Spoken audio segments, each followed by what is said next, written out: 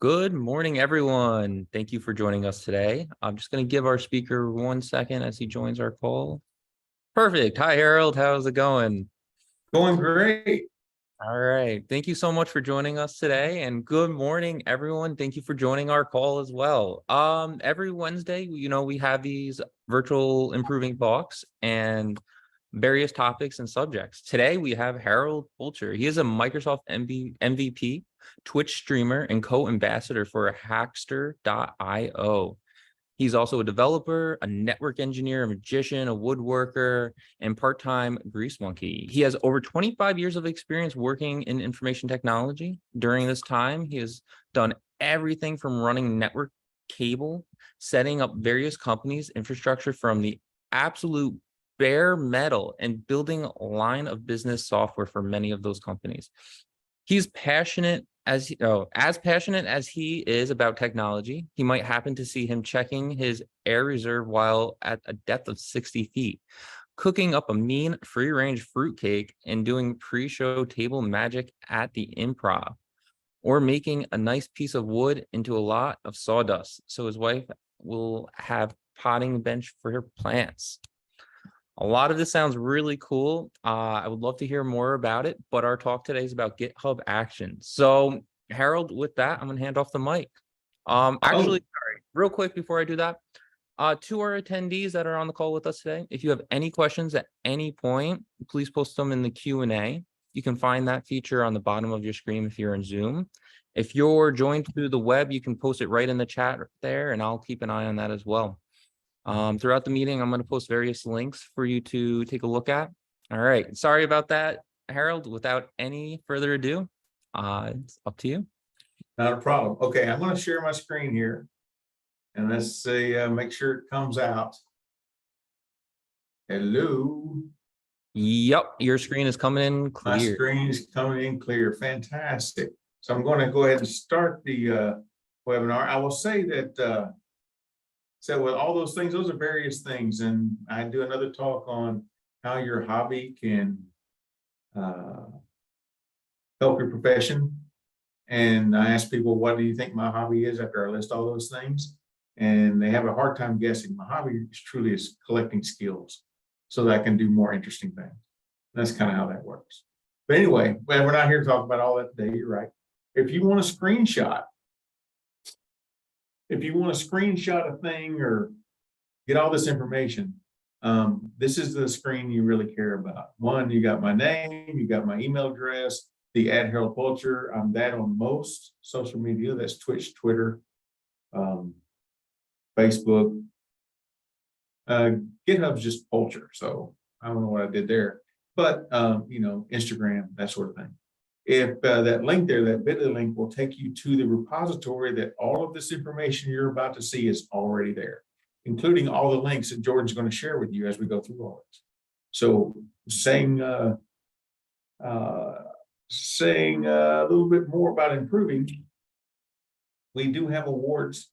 Currently, we're up to 16, make that 17 with Jump Analytics by my last counts. Now, sometimes I don't count so well.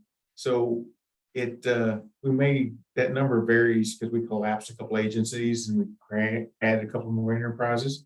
But we're always looking for awesome people. So go to improving.com/careers and you see something they're interested in, sign up, and you may be improved one day too. That's what I did. So getting into the talk, I have a couple of assumptions. Assumptions is in order for any of this to work, you have to have a GitHub account. There's just no two ways around it. And you have to have access to at least one repository. If you don't have access to a repository, make your own. They're free, they're cheap, they're easy. All right. And let me tell you also what you're going to hear the following words a few times because this subject is kind of deep. And I can't tell you how much stuff I threw away to be able to crunch it down into this very short time we have to talk today about this. I'll probably bring up a lot of subjects, bring up a few of them, and you'll hear the words from a very good friend of mine who is in more management than he ever cared to be. He says, that topic is out of scope for this presentation. And that's really management speak, and made me laugh when he talked about it. So you may hear those words a few times a day as we go forward, but it's only because I just don't have enough time to talk about them. I think they're really awesome. I think this is a really awesome thing also because it's free and available and really flexible. Okay, I already skipped ahead a few slides. So what is GitHub Actions? GitHub Actions is a CI/CD platform. Oh, I got a misspelling there. That should be a capital I, or I should make it lowercase d. But anyway, I'll fix that in post. Is there a post? I don't think there is post. Anyway, the idea with GitHub Actions is that it's a CI/CD platform. It can be triggered on just about any event that GitHub ever has. You can have hosted, non-hosted agents, which means you can have GitHub host the agent that does all the runners, or you can host them yourself. We'll talk about both of those. And one of the biggest deals is the workflow definitions live in your code. I want a client right now where they do have a mechanism for tracking changes in their CI/CD, but it's not well documented, and it's certainly not with the code they're actually compiling. In this case, we'll see where the code is, where the workflows live, and you'll see they're right in the repository, so they get checked in like everything else.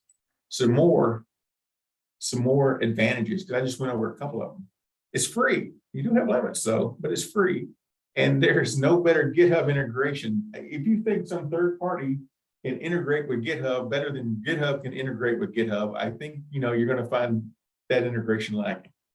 Wait a minute, I got to unpack that. Never mind, we don't have time for all that right at the moment. We can replay that tape later.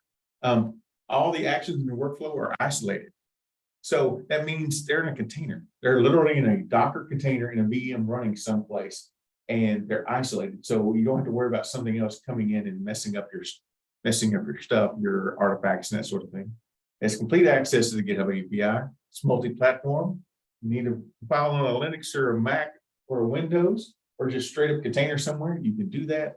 And there can be concurrent jobs. Like literally, it's set up to run all these jobs concurrently unless you tell it differently. So what are the components? We have 5 components. We have the workflows themselves. We have the events, the jobs, the actions, and the runners. And so a workflow is basically a YAML file. And we're going to go find where that lives inside your repository, just like I said. And one workflow, one of the cool things about it, one workflow can access the other workflows. So depending on where your workflow is attached, whether it's attached at the repository level, the organization, the enterprise level, it has access to other workflows in that tree. And events that can originate from inside GitHub, and we're actually going to trigger one during this talk. Manual, but they also can come within. When I say within GitHub, somebody opens an issue against your repository. That's an event that can trigger a workflow, or somebody pushes, or somebody makes a commit, or somebody does a PR. All of those things can trigger a workflow to go and do things you want to do. Also, you can have an API event. So some external thing sends in a message to the GitHub API. That's also an event that a workflow can trigger on. A job is simply a set of steps. A single workflow can have many jobs in it, or a single job. And they can have dependencies on other jobs. I've got a couple examples of that. And all of these dependent jobs will run in parallel, like I said before, concurrent. So if you got 4 jobs in a workflow and only one of them is dependent on another, then 3 of them are running at the same time. But you get to control that. We'll see that flexibility. Actions are kind of cool in a lot of ways. Those are the actual steps. Jobs are made up of steps. Steps are made up of actions.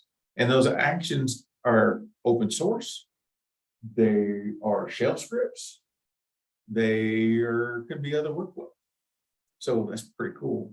But we'll show you some of those actions and give you some documentation where you can go dig deeper into all this. And then we'll have runners.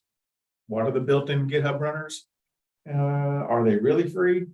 Well, the answer is yes, sort of. You got to have quotas, limits. and what all the different costs for each of those things are, and which ones actually have, how can I say, which ones run what things, or you can just straight up host your own, which is pretty cool, actually. I've got a Raspberry Pi running its own runner. Pretty cool. So let's talk about this. So let's go set up a GitHub action. Now, I told you that this is free, and this is going to be one of the hardest setups ever. So Jordan, if you could throw URL-4 into the chat, we're going to be doing a lot of this switching back and forth. And on my Twitch channel, every time I go to a web page, I get up and give them the URL so they can go poke around too at the same time. And I like doing this because, aren't you taking people away from your presentation? No, my goal is to get you engaged into this material.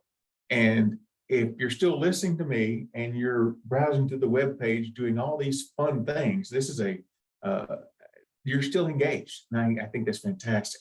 So this is a project that helped me be an MVP so many years ago. You can see 8 years ago, the last time I actually touched this thing. So even that far back, if I decided I want an action, I can still set it up on the old repos here. Existing repos work just fine for the actions. Let me show you how difficult it is to set up an action. Well, you go to your repo. You click on the action button. Okay, now you go to repo step 1, step 2, you click on the action in the menu. Step 3 is pick which starter workflow you would like. This is something in the marketplace. It doesn't show all of them here. For instance, we're going to go into configure continuous integration right here, just to show you an example. And there's 53 different starter workflows that people have put together, published into the marketplace for you to use and go forward. You got stuff Python, .NET, there's some Java, there's Rust laying around here somewhere, PHP, oh look, Jekyll, Ada. Anybody? I have not met anybody that codes up in Ada in forever, but I suppose they sure do. With Node, there's some Swift stuff going on, to Django, oh, Datadog published up some stuff for them. There's a whole bunch of starter things, but because I understand a little bit more about the .NET than the rest of the stuff, we're going to say, I want to start with a .NET action that we're going to build and test a .NET or ASP.NET core project. Okay, if I hit that commit changes, I have actions set up. And I'm not going to do that I'm not going to do that today because that's not the purpose of this one section here. But if you look, really, you're not letting me do that? There it is. If you look right here, see the path? I got my repo, .github workflows, and I gave it a name, .net.yaml. You can do whatever name you want as long as it's in a YAML, a YAML or a YML. And let's look at how that file looks. It's YAML that you've seen before, and if you may be a fan or not, but YAML is a superset of XAML, and some people like this is better. So let's go through this real fast. Name is the .NET. That's what's going to show up in the notifications that go out. There's a push and a pull request. So if some branch named master, and we're going to look at this 2 or 3 times over the course of this talk. If something pushes into master, right, that's going to cause a run of this workflow, or there's a pull request. And there's a bunch of other things that we will talk about here in a moment. But that's how you get the events in. The next thing is a job. We got a build job, and we should have the name. We got a build name, and then we're running a test. This is all basically one job. It runs on Ubuntu, and our steps are, I'm using that right there is an action, which we'll take more about what that is. We have a name, so we know what's going on in our notification section. It's setting up everything it needs to set up. This is internal actions to GitHub. It's doing a whole bunch of wonderful things there. And and we're going to use .NET version 6. So this action's a little old. One, you can tell we don't call it master anymore, we call it main. So this maybe needs some update, but it does the basic things. It runs .NET restore, then the .NET build, then it runs this .NET test on it and see if it tests. So it does all those things that you would normally do if you did from the command line, just like you're typing the command line. Nothing real special about all that, actually. All right, so let's get back here.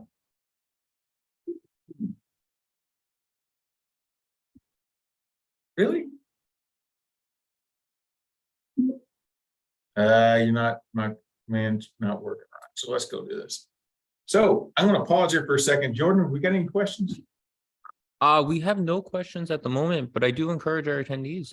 This is a great time. If you have any questions at all, Harold will be happy to answer them. Yeah, and just shout them out. If it's not in the subject matter we're on, or it gets too long, we can postpone it to the end of all this. So, and I'm happy to hang out for as long as anybody would like to hang out. So next up, let's talk about, before we get into setting up these things, you know, I told you got events going on. We're going through the order of some of these components, and we need a trigger. We need a trigger workflow. How can we do that? I talked a little bit about that when I was showing you the example. In the events and you work in the on : section of the YAML, those are all the things that will trigger your event. You've got a lot of different things there you can do that with. In fact, we'll look at that here in a second. We have GitHub. We have events outside of GitHub that use an API. We have some scheduled times with the on. When I started making this talk, I started looking at this talk, that on the scheduled time did not exist. In fact, you had to use an external API that would push things into the API to make an event, to make things happen. And then manually, this workflow dispatch is your friend when it comes to manually, and you can trigger one of them. So saying all of those wonderful, wonderful, wonderful things, I am going to get out of here, and we're going to start with URL number 1. Jordan, you could post that in. This is the link he's going to take you to. And so I'm in the workflow syntax. Now, we could spend all time just going through the syntax and making your eyes glass over, and, you know, some kind of thing hurt you. Oh, wait a minute, I need to hydrate. And so this is the on. So you got a single event. This is how you do multiple events. Pretty straightforward, a lot of these syntax. Oh, I want to have a label. And I can label these events, and on issue. So look at that. An issue gets pushed into the repository. It's already built into my YAML, and I can look and see if it's an opened or if it's labeled. I want to go do things with that. A workflow does not have to go build things. It can go manipulate stuff, update things, web pages, all that sort of stuff. You can do all of that inside the workflow. And then you can also filter, because in my talking head project that I built on my Twitch stream, this is that got me started into using GitHub Actions. I've got a web application, I've got functions, I've got a service that runs on a Raspberry Pi. And when I update one of those, I don't want all of that stuff to go out. I only want things that go out for this service. And so I've been able to filter down what I just care about. And then if it matches all those conditions, the workflow runs.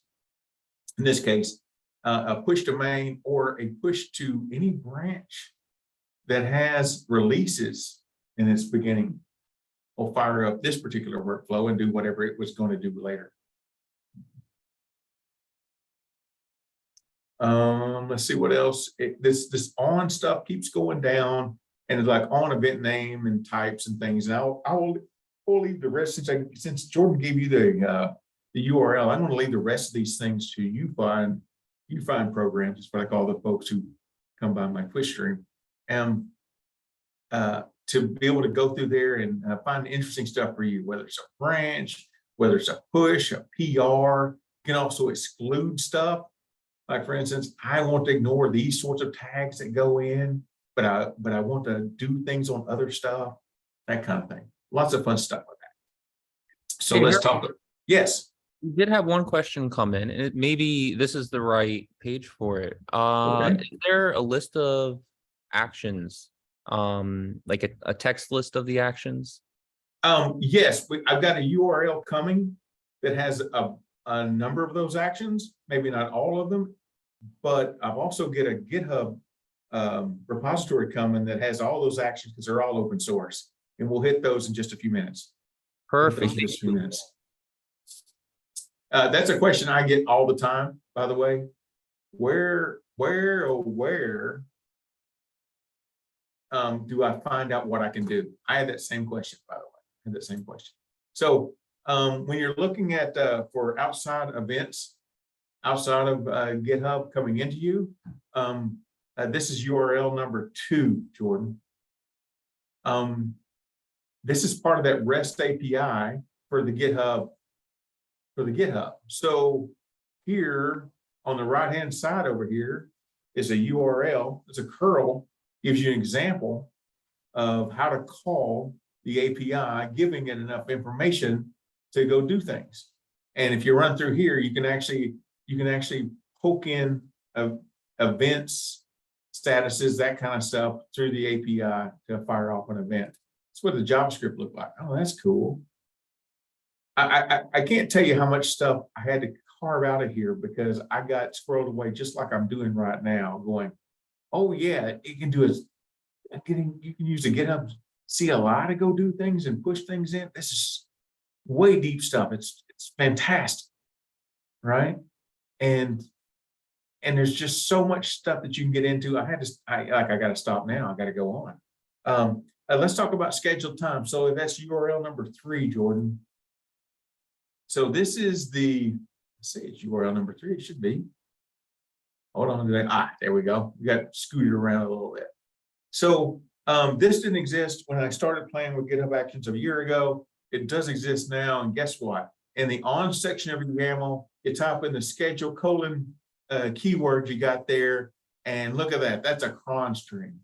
Cron's been around since, I don't know, the early 70s. I think we got that down and it's really usable and you do all kinds of fun things with it. So if you want your workflow to run every minute, once a month, once a day, once an hour, this is where you can go set it. The Team City calls it, and most other folks, I'm using the wrong words. I got too many words from my own. Team City and other DevOps type CI/CD kind of things, they'll call it triggers.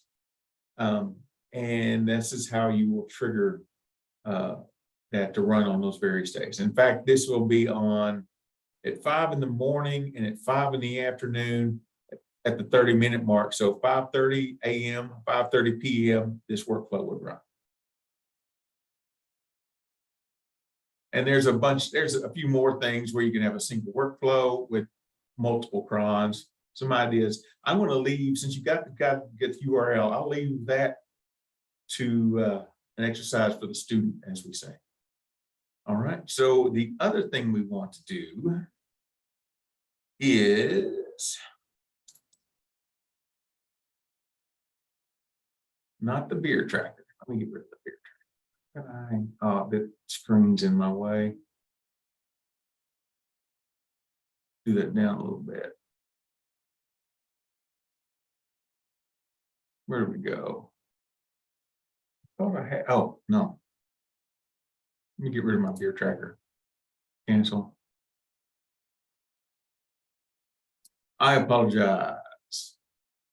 This is in my talking head repo, the stuff that I've been working on, work on it on a weekly basis here up and for doing a lot of things. And I want to show you programs, a manual trigger, so I can eventually show you the output of it. So this is URL number 8, URL-8, Jordan. I have a Mr. Big Head. I'm going to deploy the web for it. You'll see I've been running some things, and you can see I was practicing on there 17 hours ago. So let's go look at, you'll see the screen right now. It's not evident where I can run this manually. And the reason it's not evident where I can run this manually is because I don't have it set up to run manually. So if I go into my main Mr. Big Head YAML, which is what I call it, I'm about to be a very bad programmer, but then I'm going to be a very good programmer just after it. So now you'll see my in play working workflow on a push to main, and the path is Mr. Big Head Web, then this workflow is going to execute. I'm going to run it on my Windows latest because it's a Windows thing. I could run it on Ubuntu, I suppose, but this is how I got it set up at the moment. I'm going to check out all the code. I'm going to set up my .NET. I've got the .NET version is 5.0. Yeah, I know it should be 7. I got it. It should be the latest. I'm an MVP. I was supposed to be doing all the leading edge thing. I got it. I just hadn't got around to doing this yet. It's in the plans. It's in the works. We're going to build with the .NET. We're going to publish out an artifact. And then, see, we got 2 jobs here. I got a build job. I got a deploy job. And how did you may want to ask yourself, how did I know how to do all this? Look, and I even got some secrets down there, but that's, get out of here. That secrets is a special key stored somewhere inside of this GitHub repository because I've done a connection on it. But the thing is that that secrets talk is kind of out of scope for this presentation, management speak. So we're going to run this. And how do we run it manually? Well, first of all, I've got to be a bad programmer. I'm going to just edit the file right on GitHub. This is where the bad programmer goes. If you, again, looking at talking head.github workflows, blah, right? So what we're going to do is we got an editor. We're going to come trying to make everything look pretty and line up.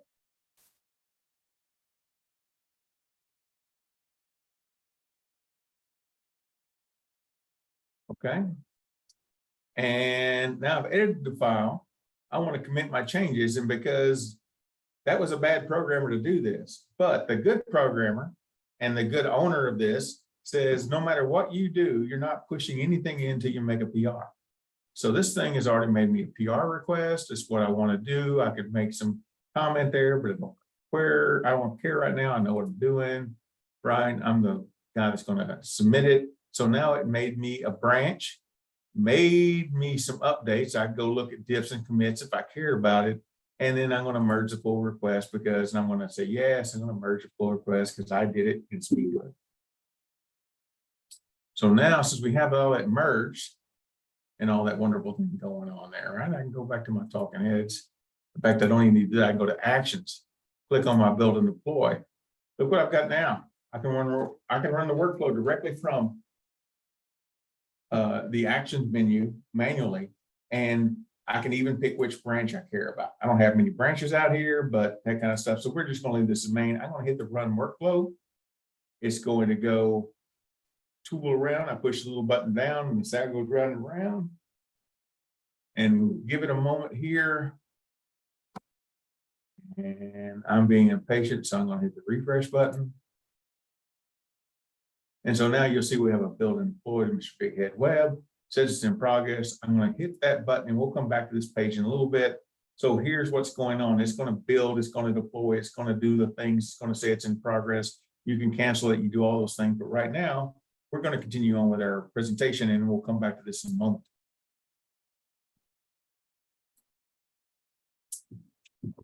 So let's talk about jobs.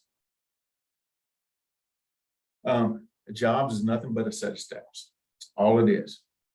That can be a shell script that you write up yourself, or they can be an action, which is a bit of code that you can code up yourself, and they can be depending on other jobs. So let's go around the world here, so to speak. So the upper left-hand corner, jobs.jobid.j.name. That's how you can set that instead of going through the YAML or in the YAML itself and actually set the name for the job ID to run.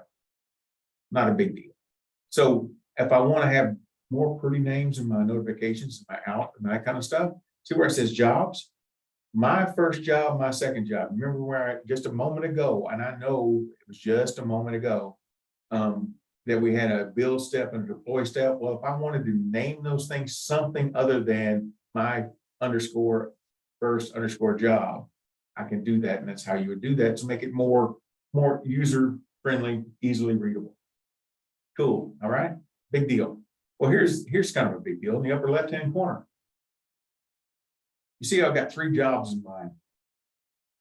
I've got 3 jobs specified in my job section. Job 1, job 2, and job 3. And if you saying that all jobs will run in parallel, which is true, unless we tell them not to. So job 1 is going to kick off in the upper left-hand corner. Job 2 would try to kick off, but it has to wait for job 1 to succeed. You see that needs colon underneath it? Cool, right? And then job 3, it would kick off, but it can't because it needs the successful completion of job 1 and job 2 before it can run its job. Like, all right. What if I wanted jobs to just run all the time anyway?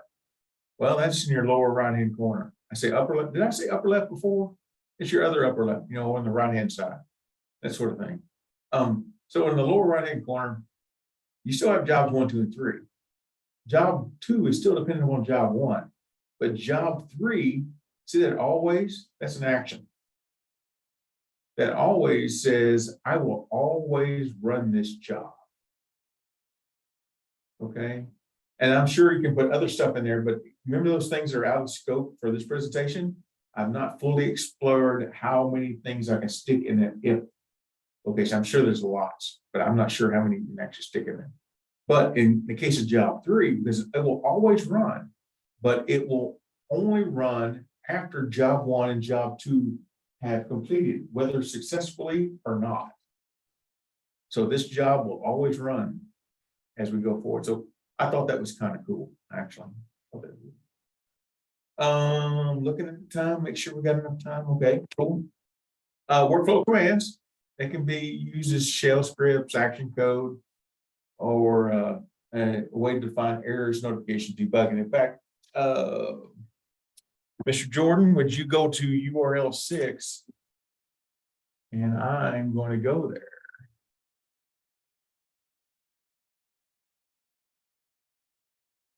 And so now you have the folks who are asking for all the things you can do, that question that came in, hopefully I've given you more as we go forward to give you a more complete picture of all the different things you can do and all the actions you can use.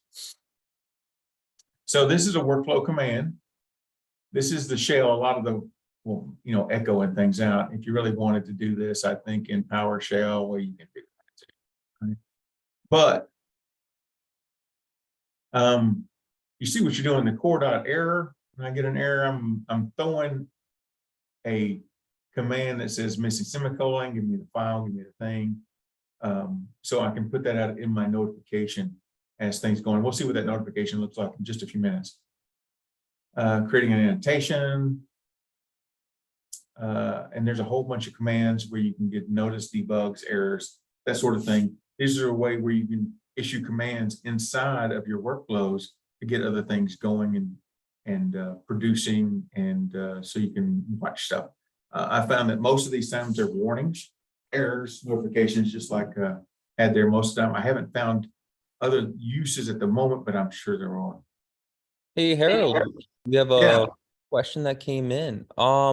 Dude, Can you have error messages and success messages sent to chat applications like Slack or Discord? Do you have any experience implementing of any of that? I have not had messages sent that way. I'm pretty certain you can. In fact, there's probably an action item to do that. However, what I have done in my own experience when I've been playing this, I have them emailed to me. I'll get when workflows die or runs die, I've got a whole bunch of them in my email. I don't have any available right now to show you, but they show up in my email like, hey, this action got deleted or this action died, and here's your error message, here's your log, and all that stuff. Absolutely. Awesome. Thank you so much. Absolutely. Back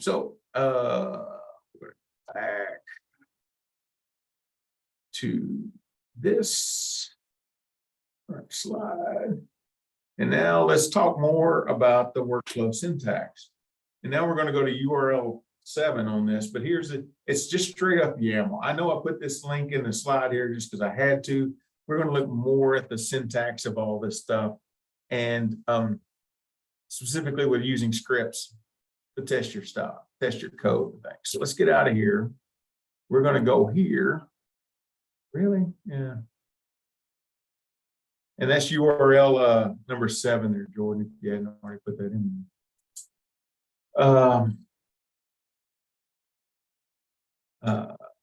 Here's an example on workflow dispatch. Oh, they give you your manual thing, right? Push, pull, whatever. They've got you some really nice graphics looking here about what's all going on, how it's going on. Here's some features. This is all the syntax stuff that you can use. You got a bunch of example workflows here for checking links, various bits and pieces. And this does a really, I'm not going to go through all of this just because we got, a little bit of a time crunch. But with this right here with examples, I thought this did a wonderful job of giving you an understanding an example, the above section, about breaking it down, about what it's going to do, and then giving you links like how do you trigger a workflow? What's a workflow dispatch? What's a push? Giving you links to all the relevant information you need to go find the information that you want. I mean, I can't possibly guess at what all the information you may want or where you want to go and what's in your brain, right? Where you need to go. But I found this to be really helpful when I was doing that. And I do like that. Hopefully this helps answer your syntax and some of your action questions more so than we have already. Hopefully. Yeah. All right. So let me go fire this thing up again. And now we're going to go look at some results. You know that thing I fired off a minute ago, right? We're going to go back and look at those results and we're going to go through them and show you what you get. So that's going to be URL 8, which you folks already have, but if, Jordan, you want to throw that again, it's okay by me. So this is our results. And actually, if you want to look at that, that's not going to work because I don't have it. You can go there. It's not going to do the things that I wanted to do because I've got to use some of those secrets I was talking about. I haven't fully set that up in this project yet. But you see, you have this really nice lookout and everything's, is green. So we're all happy and wonderful and that sort of thing. Took 4 minutes and 42 seconds. There's one artifact and basically it's a build thing that got deployed. So there's some other information down here. Oh, no longer supported. Okay, whatever. Yeah, I know I'm working on it. Stop bugging me. Okay, keep bugging me, whatever. So let's go look at one of these steps. Let's go look at our build job. Come on. Oh, we'll do it the hard way then.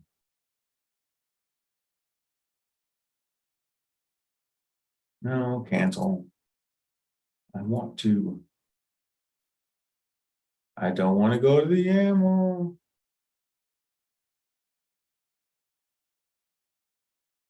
I'm going to cancel that. I think if you click the build card in the middle of the screen. Yeah, that's exactly what I did. And for whatever reason, let me stop all the world there and tell to refresh. There always has to be technical issues on the presentation. I have not done the prerequisite presentation sacrifice beforehand, I don't suspect. Okay, let's see if we can go back to our actions and get it a different way. Maybe while you're going through this, we have another question. Ask away. Yeah, please. Yeah, are there any notable things GitHub Actions can't do? Things you might expect them to be able to do, but they don't do it maybe just yet?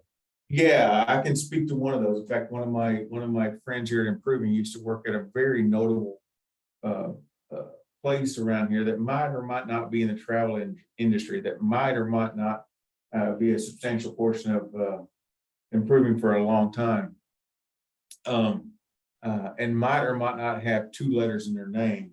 and might or might not be somewhere between Dallas and Fort Worth. I noticed I didn't say any names, got to be an NDA on this. They use GitHub Actions substantially in a lot of ways.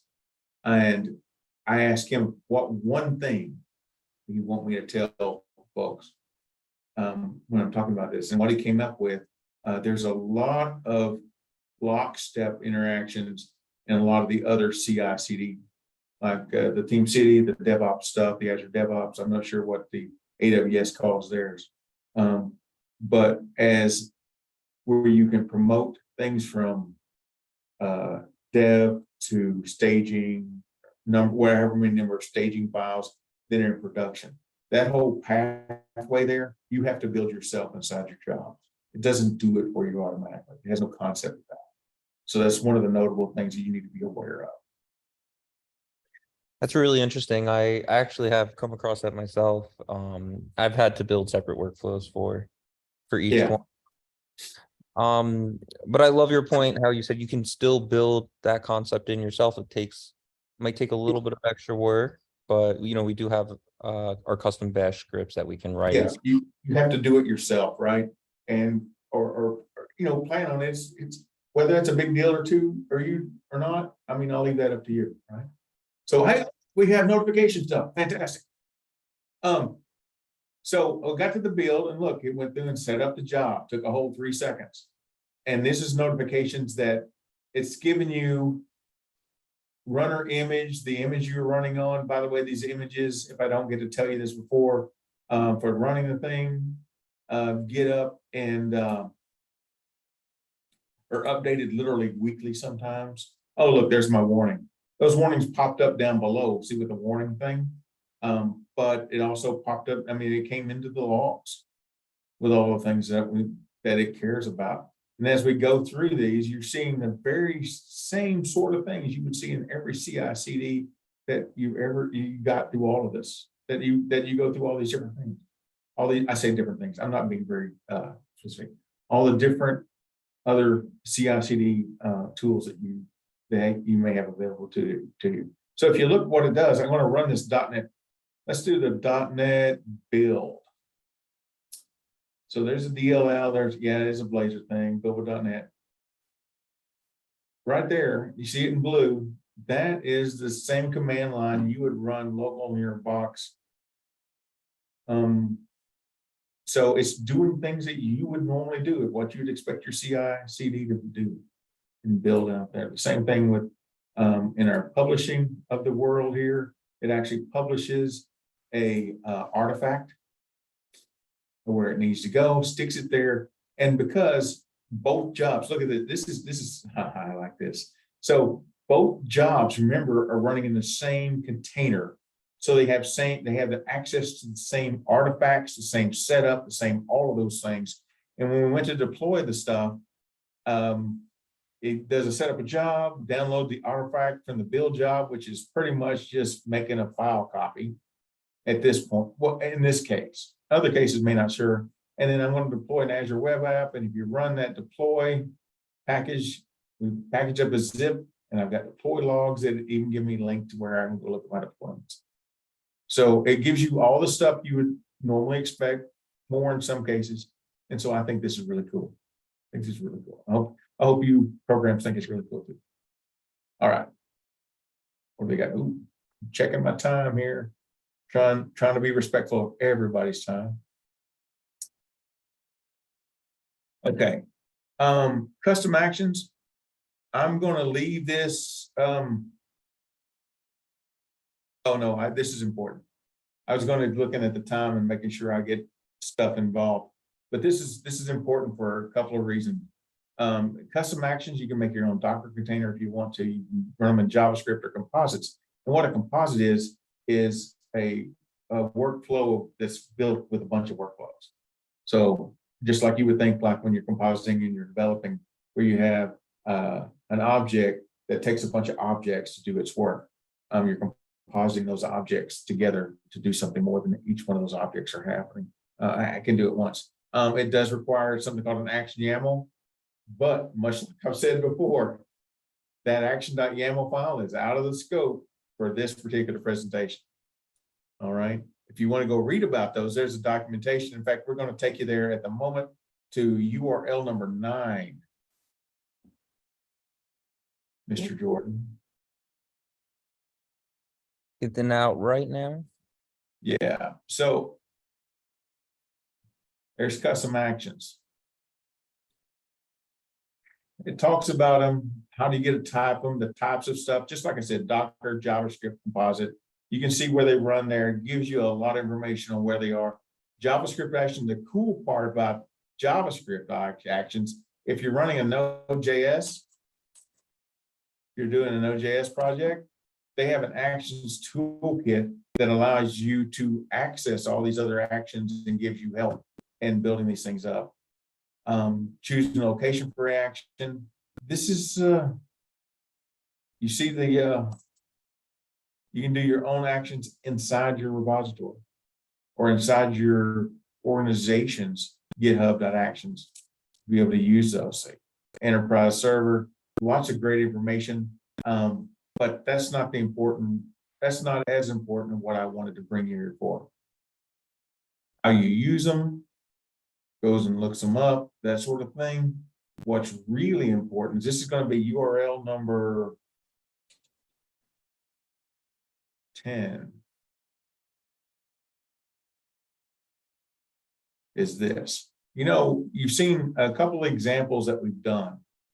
I had this checkout in it. Well, what does that checkout action do? How should I build my own action? And have them put in the thing. What are all the, I mean, very much like the question, do you have all the, you have a list of all the things you can do, right? Well, this is a repository. Now I've taken you to that repository for the checkout option, checkout action. I can't even say words now. I'm excited. They're open source. Every action that's out there, you have source for it. Go look and see. And we're being slow with downloading at the moment. All you people I know are out there just downloading and pounding on GitHub now, and so it's slowing us down, right? I am joking. But all of this is open source. So if you don't like how it works, you want to improve it, you can even do a PR into it. I'm sure they'll accept a PR. They're probably going to be very stringent on the PR, especially for first-time people. But it is there. It is available, and it is open source. So you not only can help fix it if you find a problem, you can also use it to your own actions to do whatever it is you want to do. And you got an example of how that works. They have, oh, by the way, notice, just got away. Oh, look, it's all TypeScript. There you go. Cool. What I was saying is, if I go back, notice, come on. They have their own GitHub workflow too that are on there, that are in this repository to do the things they want to do in this repository. So they're eating their own dog food. They're literally eating their own dog food, which I find tremendous, by the way. All right. So let's talk a little bit about running these runners. You have a Linux, Windows, and they're all on a 2-core, 7 gigs of RAM. That's what you're going to be running underneath all this stuff. The Mac OS takes a little bit more, so 3-core RAM, and you can, yeah, on the right-hand side over there, you can see some examples of a job that's running on Ubuntu latest versus something that's running on the Mac. And I want to call out points on both of those. If you look at the bottom of both of those boxes, you notice where it has the run colon. Look what it's doing down there. It's doing a sudo apt-get update and a sudo apt-get install JQ. Now, I'm not sure what JQ is at the moment. Okay, but inside your Docker container that's running your release, you get to install stuff. Now, what's going to happen is when this container finishes running, because you are containerized, it's going to delete all that stuff and it's going to go the way of the dodo, right? It's going to go away.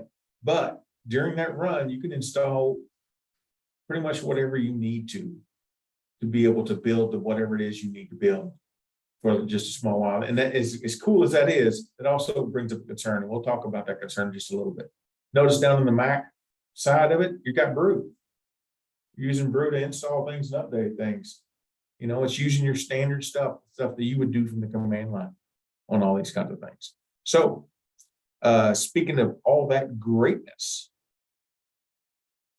oh, by the way, the GitHub images are updated once a week as they go. So they're always pretty much up to date on all the things. So let's talk about, that's GitHub hosted runners. Let's talk about self-hosted runners. This is where some really cool things come into play. It's these self-hosted runners are executed in your own environment, whether that's a cloud or some local machine. Or in my case, on a Raspberry Pi sitting on my workbench in my lab, my garage. Okay. And they are free to use because you're using all your own resources, right? So it doesn't count anything. Oh, I forgot one thing. I'm sorry. I apologize. So Linux and Windows, they go against your cap. Your cap on the free tier is 2,000 CPU minutes a month. And Linux and Windows are Linux. If you're running under a Linux cap, it's a multiplier. They all have multipliers depending on how intensive the resources are. If you're running under Linux, which is what Microsoft really wants you to do, those multiplier is 1. So for every CPU minute you really use, it gets multiplied by 1 and goes against your quota. For Windows, that that limit is 2. So for every 1 minute you use, 2 minutes goes against your quota. So all you Mac people, get ready. The Mac OS, because of all the licensing and all the other things that I don't really know exactly why, but those are my guesses. The Mac OS, for every CPU minute, there's a multiplier of 10 on that. But if you need to compile your Swift, they can do it for you, right? It's just going to go against your cap. So I don't know, is 2,000 minutes a lot? I think so for the most part, but it may not be for you depending on what you want to do. Okay, now talk to the more fun stuff. Let's go back to the self-hosted runner. Yeah, you can run the stuff on your Mac at your house if you want, because you're self-hosted, and that's all free, and you can use it all you want. You got OS versions that do just about, work on just about everything. The only thing, we're going to take you to a web page in just a second, but the only thing you have to have access to at the bare minimum is that wherever your device is, it needs to be able to access github.com and the API.github.com. There's some other things it needs access to, and we're about to talk about them, but if it can't access those two due to firewall or whatever it is, you can't really use a self-hosted runner. Okay, so let's go to URL number 11.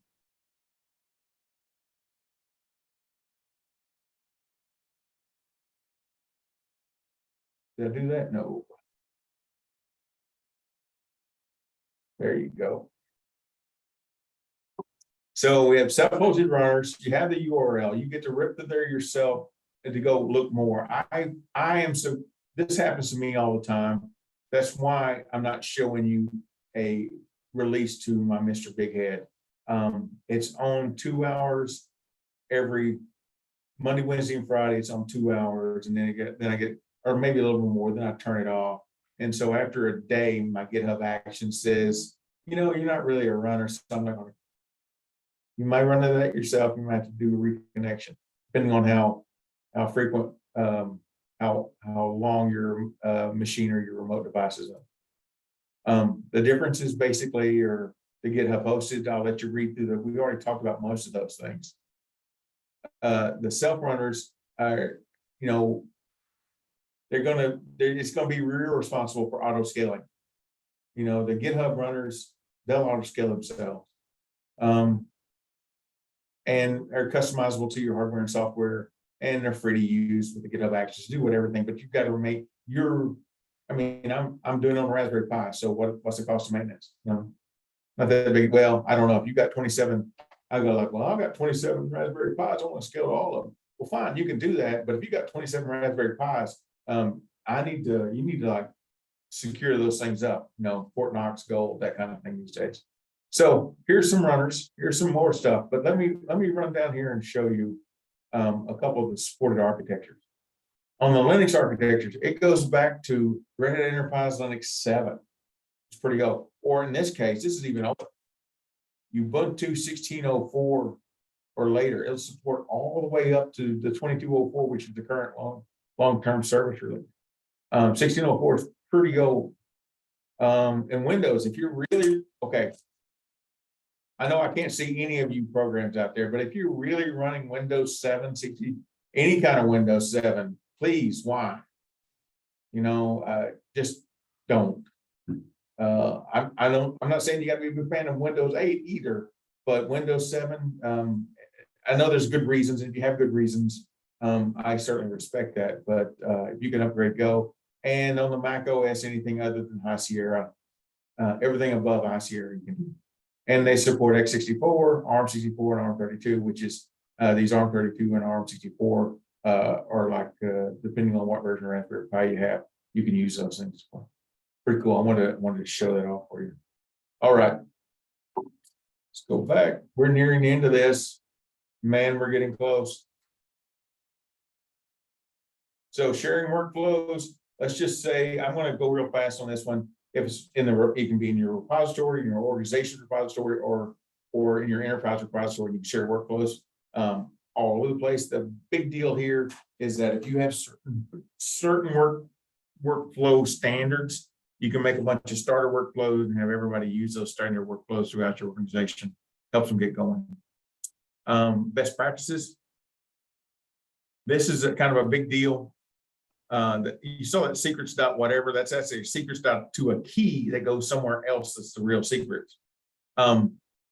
Secrets is a part of GitHub, and it's tied to my repository, but it can be tied to your organization, that sort of thing.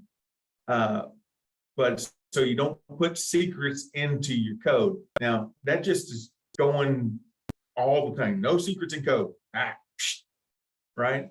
Like, well, I put my secrets into the code, but I put another branch in that deleted them, so I'm good, right? Well, no, it didn't really get deleted. Go back in history, right? The way GitHub works, the way Git works. There's a couple of ways. One of the reasons this is beyond the scope of this presentation is a couple of ways that you can handle this. You got a GitHub secrets. You have the GitHub. You have KMS on AWS, the key management service. And of course, my favorite, because I'm a Microsoft MVP, drink the Kool-Aid, all that kind of stuff, is Azure Key Vault. And that's one of the reasons my web thing is not working. I haven't totally plugged all that in. Hey, Harold, I just want to let you know we're just coming up at the end of our time here. Yep. And that's wonderful because I have additional resources right here, and that's going to be the last URL there of the whole thing. So where we go? Hold on. I did have the best practices. And then, because I want to show you, I made the slide, I got to show you. And then additional resources. Then this pretty much ends my my presentation. So we have any questions, or if you want to contact me, let me go back to the very first page in case you've forgotten that.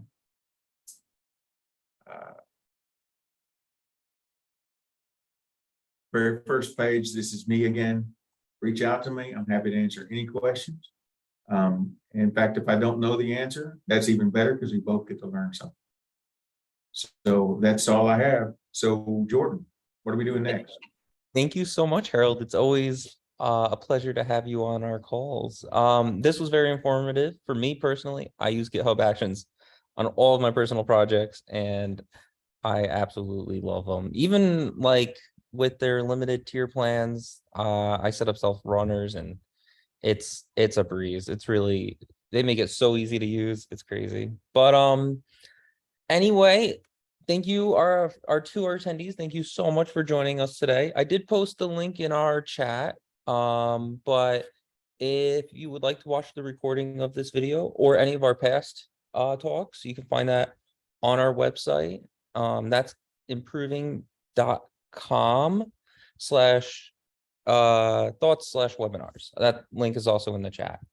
And if you're curious, next Wednesday, May 24th, at the same exact time, we have our next talk, State of DevSecOps. It will be a panel with our Chief Consulting Officer, Devlin Lyles, and one of our Vice Presidents, Eric Bowmans.